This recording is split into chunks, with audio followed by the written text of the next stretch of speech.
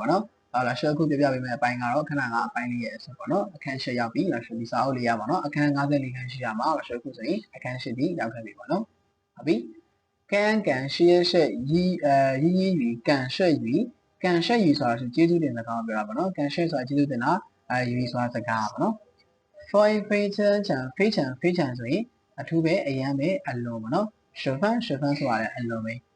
好意所以谁高谁的哪不喏。保安班周助班助所以ကူညီသည်နောက်တစ်ခု保安班模安们班们ရလဲကူညီတာပြောရမယ်各安关系关心ဆိုရင်ဂရုစိုက်သည်ခချီဆိုရင်အာနာသည်ပိုးပူယုံပူယုံပလက်ဘတ်ပူပီပလက်ဘတ်ဆိုရင်မလိုပါဘူးပေါ့နော်ပုံစံမျိုးဟုတ်ပြီနောက်ရှင်းပြနေပြန်ပြမယ်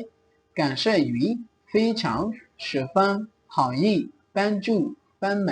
关心客气不用不必ဟုတ်ပြီနော်ဒီမင်းကြီးလေးတွေအရင်မှတ်ပါနော်ပြီးရတယ်နောက်ဆိုအောက်က conversation နဲ့ရှင်းပြမယ်非常感谢你非常အလွန်ပဲ感谢你မင်းကိုကျေးဇူးတင်ပါတယ်多谢ကျေးဇူးအများကြီးတင်ပါတယ်十分感谢ကျေးဇူးအများကြီးတင်ပါတယ်ဒီပဲဒီသုံးခုကတော့ဆိုအဆင်ပြေတဲ့စာကြောင်းကိုသုံးလို့ရတယ်ပေါ့နော်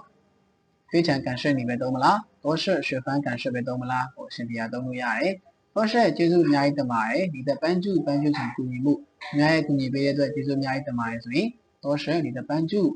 အောက်ကဘောက်ထဲရပါထည့်ကြည့်မယ်多谢你的关心ခင်ဗျားရဲ့ဂရုစိုက်ပေးမှုအတွက်ကျေးဇူးတင်ပါတယ်多谢你的好意ခင်ဗျားရဲ့စိတ်ကောင်းစေတနာအတွက်ကျေးဇူးအများကြီးတင်ပါတယ်နော်နောက်တစ်ခုပူပိရှမလိုပါဘူးကျေးဇူးတင်ဖို့မလိုပါဘူးပူယုံရှကျေးဇူးတင်ဖို့မလိုပါဘူးပူပိခဲချီအာနာဖို့မလိုပါဘူးပေါ့နော်အပြီးဆိုရင်လာရှင်းပြနေပြန်ဖတ်ပြပေးမယ်非常感谢你多谢十分感谢多谢你的帮助，多谢你的关心，多谢你的好意。不必是，不用是，不必客气。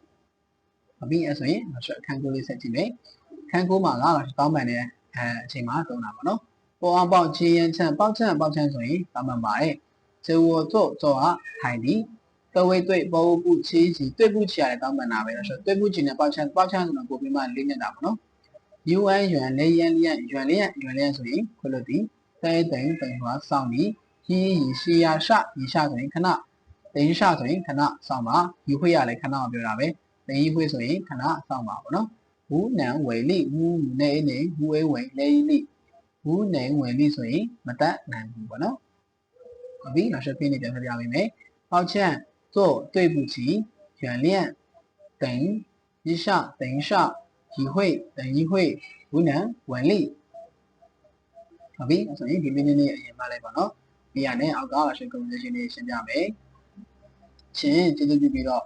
原谅ခွင့်လွှတ်ပေးပါပေါ့နော်对不起တောင်းပန်ပါတယ်ဟို抱歉ကျွန်တော်အနည်းငယ်ကိုတောင်းပန်ပါတယ်请坐ကျေးဇူးပြုပြီးထိုင်ပါချင်းကျေးဇူးပြုပြီးမှ等一下ခဏစောင့်ပါပေါ့နော်非常抱歉ဆိုရင်တကယ်ကိုမှအခုပဲအရင်ပဲတောင်းပန်ပါတယ်ပေါ့နော်ဟုတ်ပြီနောက်ဆက်ပြင်းလေးပြန်ပြပေးမယ်请原谅对不起我很抱歉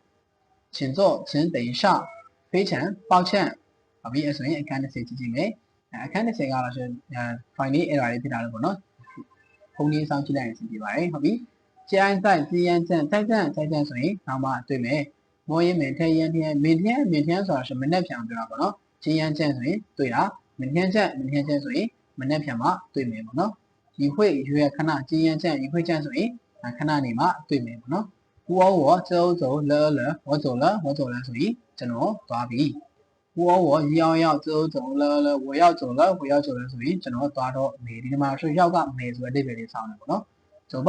ဆိုရင်သွားကြရအောင်မှန်ဆိုတဲ့အဓိပ္ပာယ်နေတာ走ဆိုသွားတာမှန်ဆိုရင်ဖြည်းသွားပါပေါ့နော်ဟုတ်ပြီနောက်ဆက်ပြင်းလေးပြန်ပြပေးမယ်再见明天见一会见我走了我要走了走吧慢走ဟုတ်ပြီနော်အဲ့ဆိုရင်နောက်တစ်ခုကြည့်မယ်လို့ဆိုအခန်း7ပါနော်အခန်း7မှာဆိုခင်ဗျားဘာလုပ်နေလဲပေါ့နော်လုပ်နေပုံစံမျိုးလေး吃ဆိုရင်စားသည်饭ဆိုရင်သမီး吃饭ဆိုရင်သမီးစားသည်နောက်တစ်ခု喝တောက်သည်咖啡ကကော်ဖီပြောတာ黑咖啡ဆိုရင်ကော်ဖီတောက်သည်看ကြည့်သည်电视ဆိုရင် TV 看电视ဆိုရင် TV ကြည့်သည်读书ဆိုရင်စာဖတ်သည် ရှိရရှိ字